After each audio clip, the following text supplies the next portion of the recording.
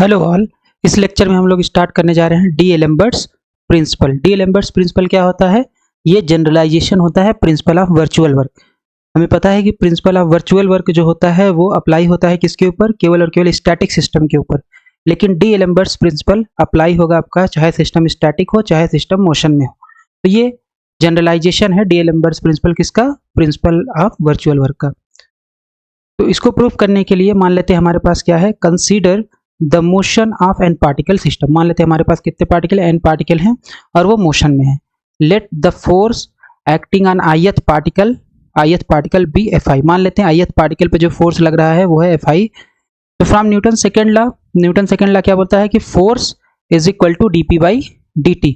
तो अब dp/dt को हमने यहाँ पे क्या लिखा है, p डॉट लिखा है। डॉट का मतलब होता है एक बार टाइम के रिस्पेक्ट में डिफरेंशिएशन, ठीक है। तब इसको लेफ्ट हैंड साइड में ले जाएंगे तो Fi minus P dot is equal to 0 आ जाएगा, जहां पे Pi क्या है, momentum of the ith particle, ठीक।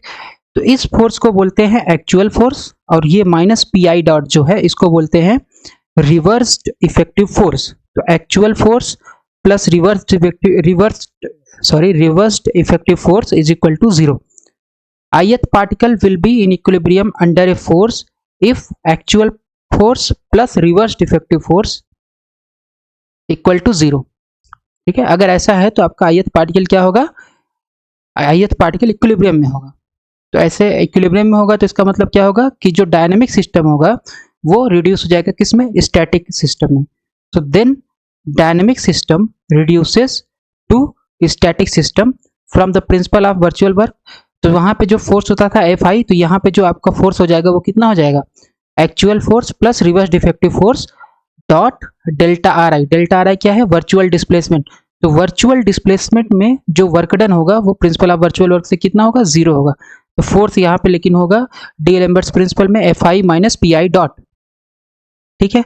अब Fi जो होता है, Fi में हम लोग क्या रखते हैं, एक्सटर्नल फोर्स हो सकता है और फोर्स ऑफ कांस्टेंट यहाँ पे रख दिया। लेकिन force of constant Fi dot delta R आई ये क्या होगा, ये होगा 0, राइट, ठीक है। Fi डॉट डेल्टा आर आई का समेशन होगा 0।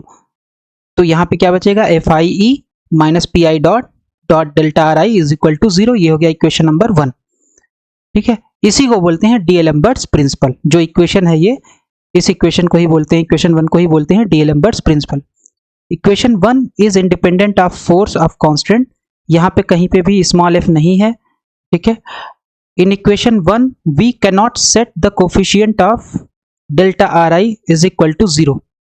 ऐसा क्यों है, हम इसमें इस कोफिशिएंट को 0 नहीं कर सकते क्योंकि ये जो टर्म है ये इंडिपेंडेंट नहीं है, ठीक है। ये इंडिपेंडेंट क्यों नहीं है, because of force of constant के द्वारा। तो कांस्टेंट, फोर्स ऑफ कांस्टेंट क्या करता है, या कांस्टेंट जो होता है वो क्या करता है, ये जितने भी कोऑर्डिनेट होंगे इनको वो रिलेट करता है बाय कांस्टेंट इक्वेशन, ठीक है। So delta R I is equal to 0 नहीं रख सकते हम इसके कोफिशिएंट को, since delta R I is not independent but connected with equations of constant.